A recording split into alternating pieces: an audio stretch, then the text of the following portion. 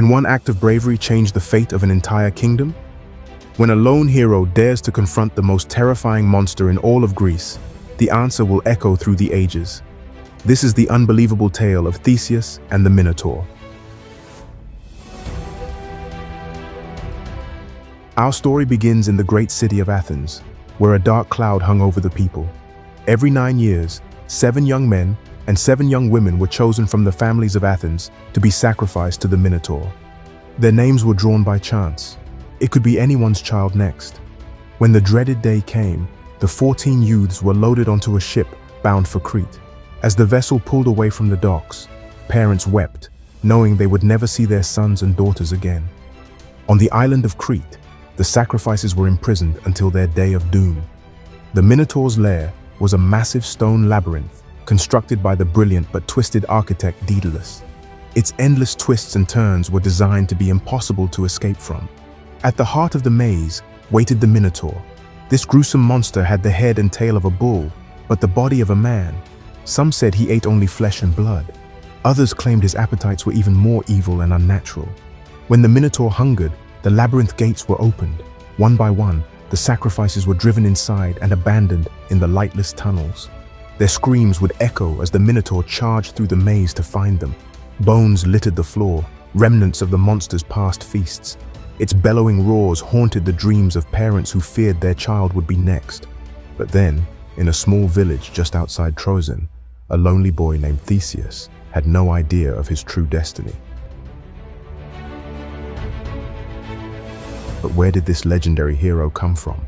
Theseus's origins are shrouded in mystery and intrigue. Born to Aethra, daughter of King Theseus of Troezen, the identity of his father was a closely guarded secret. Some believe his father was none other than Poseidon, the mighty god of the sea, who seduced Aethra in the guise of a mortal man. Others insist his father was Aegeus, the king of Athens, who slept with Aethra during a ceremonial feast honoring the gods. Regardless, before Theseus was even born, his destiny had already been foretold. An oracle prophesied that he would grow into a man of tremendous strength and unflinching courage, a man who would confront monsters and foes that no other mortal dared face. Aegeus recognized the child as his own, though he decided Theseus should be raised away from the intrigues and dangers of the Athenian court. Before leaving, he placed a sword and a pair of sandals under an enormous boulder. He declared that when the boy became strong enough to move the rock, he would be ready to travel to Athens and take his rightful place as prince. So Theseus spent his childhood in the kingdom of Troezen, waiting for the day he would uncover his father's token and depart for the perilous road to Athens. Little did he know just how many monsters, both human and beastly, he would confront along that path. And little did the people of Athens know that Theseus's arrival would be the beginning of the end of a horrifying curse. When Theseus finally came of age, he easily lifted the heavy boulder and retrieved the sword and sandals, signaling it was time for him to make the dangerous journey to Athens. But the road was treacherous, prowled by murderers and monsters who preyed on travelers. Theseus would have to rely on his sharp wits as much as his formidable strength to survive the gauntlet of villains waiting to ambush him along the way. His first test came in the form of Periphetes, the club-bearer, a bandit who crushed skulls with a bronze club. But Theseus outmatched the brute and beat him to death with his own weapon.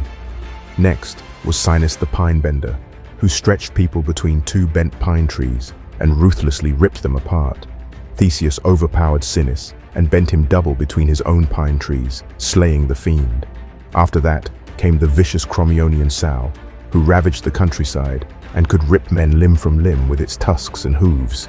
Theseus pursued the ravenous beast and managed to destroy it after an epic struggle. Then there was the murderous Siren, who kicked travelers off a cliff into the jaws of the gigantic sea turtle he kept as a gruesome pet. Theseus batted the lethal kicks aside before seizing Siren and flinging him off the cliff to be devoured by his own monstrous turtle. With each adversary he faced, Theseus's reputation grew. Tales of his strength and cunning spread.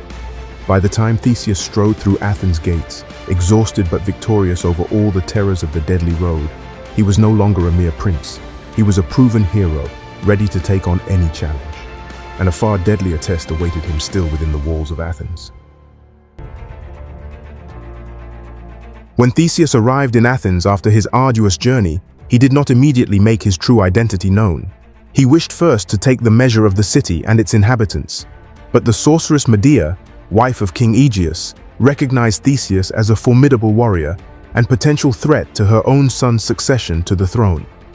Medea quickly plotted to assassinate Theseus before he could reveal himself as Aegeus's long-lost son and heir. She invited Theseus to a royal banquet, planning to poison his wine when Aegeus was not looking. But as Medea slyly poured the toxic draught, Aegeus noticed just in time. He swept the cup from Theseus's hand, recognizing that this brave young man was his flesh and blood. As father and son reunited, Medea fled in fear. With his true paternity revealed, Theseus became an instant celebrity in Athens. The people were thrilled to finally meet their heroic prince after so many years of absence. Theseus did not rest on his laurels for long. Soon after his arrival, the monstrous Marathonian bull rampaged into the city, leaving destruction in its wake. Theseus pursued the raging beast on foot and subdued it barehanded after an epic battle. The people cheered Theseus's courage and strength, marveling that this larger-than-life hero was now one of their own. But their hearts remained heavy with the knowledge that the time of sacrifice was at hand once more. When the black sails of the tribute ship appeared on the horizon, the city was consumed by lamentation. Mothers screamed and tore their hair, knowing their children were about to die. Theseus could not bear his people's suffering any longer. He vowed to sail to Crete as one of the tributes and slay the Minotaur himself. On the journey to Crete, Theseus met Ariadne, daughter of King Minos.